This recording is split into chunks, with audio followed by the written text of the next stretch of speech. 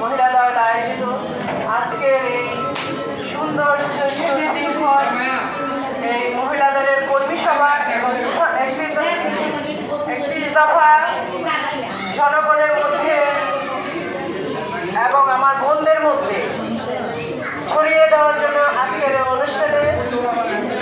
অনুষ্ঠানে উপস্থিত আছেন নরসিংদী জেলা মহিলা দলের সভাপতি সালমা মায়া এবং আমার প্রিয় 6 নং ওয়ার্ডের প্রিয় বোনেরা এবং নরসিংদী জেলা মহিলা দলের উপস্থিত নেত্রীরা, আসসালামু আলাইকুম। প্রথমে আমি স্মরণ করতে চাই আজকে এই যে কর্মী সভায় প্রথমেই আমি শ্রদ্ধা করে স্মরণ করতে চাই বিএনপির প্রতিষ্ঠাতা শহীদ প্রেসিডেন্ট বহুদলীয় গণতন্ত্রের প্রবর্তক শহীদ প্রেসিডেন্ট জিয়াউর রহমান, শ্রদ্ধা করে স্মরণ করছি 3 বারের প্রধানমন্ত্রী, দেশনেত্রী, আপোষণ নেত্রী, যিনি শুধুমাত্র আমাদের জন্য গণতন্ত্রের জন্য জেল খেটেছেন দীর্ঘ বছর এবং অসুস্থ হয়ে যায়। স্মরণ করছি বাংলাদেশ জাতীয়তাবাদী দলের ভারপ্রাপ্ত চেয়ারম্যান, তারুণ্যের প্রতি হ্যামিলিয়ন বাসিওলা, যার উদাত্ত আহ্বানে দীর্ঘদিন আন্দোলন সংগ্রাম পরিচালনার যে সফলতা, যেই সফলতার জন্য আজকে আপনাদের মাঝে আমি বক্তব্য রাখতে পারছি, শ্রদ্ধা করে স্মরণ করছি জনাব তারেক রহমান, শ্রদ্ধা করে স্মরণ করছি এবং কৃতজ্ঞতা স্বীকার করছি নরসিংদী জেলা বিএনপির আহ্বায়ক, কেন্দ্রীয় নেতা, যুগ্ম মহাসচিব জনাব খায়রুল কবির খোকন সহ জেলা বিএনপির সদস্য সচিব মঞ্জুর এলাহি এবং জেলা বিএনপি এবং অঙ্গ সংগঠনের যারা মহিলা দলকে আন্দোলন সংগ্রামে এবং সবসময় সমস্ত কাজে সহায়তা করে থাকেন, সেই আমার নেতা কর্মী ভাই বোনদের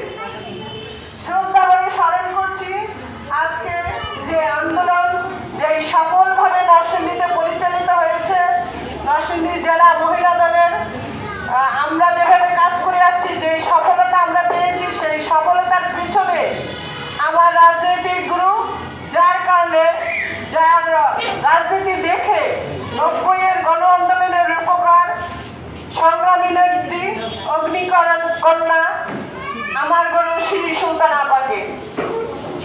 ধন্যবাদ জানাচ্ছি। আজকে যারা আমার সাথে এই অনুষ্ঠানে এই 6 নম্বর ওয়ার্ডে আছেন সবাইকে, আসলে আমাদের এই যে কর্মী সভা এবং উঠান বৈঠক 31 দফা সভা সফল করার জন্য বা আপনাদের মাঝে 31 দফাকে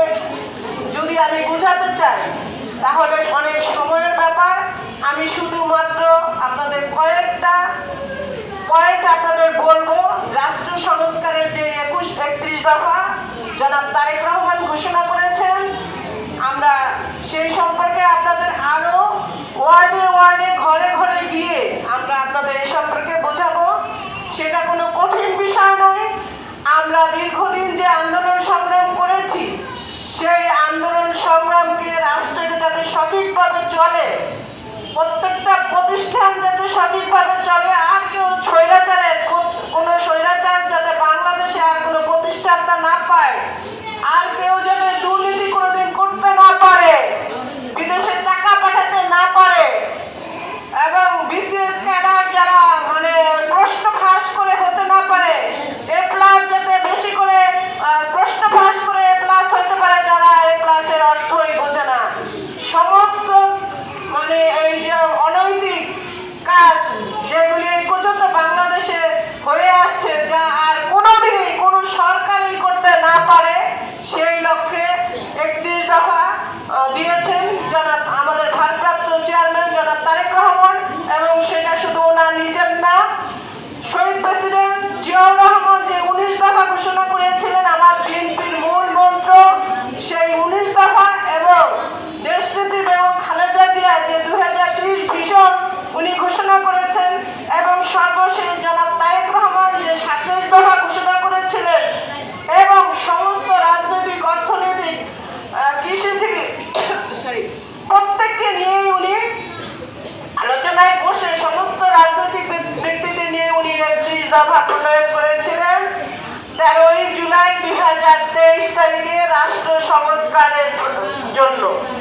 রাষ্ট্র সংস্কার আসলে একটি সংস্কার একটি গতিশীল এবং চলমান প্রক্রিয়া। ইচ্ছা করলে একদিনই সবকিছু বা 6 মাসে কেউ সেই সংস্কার করে ফেলতে পারবে না, সেটার জন্য সময়ের দরকার। বিএনপি আসলে একটা সংস্কারবাদী দল, যেটা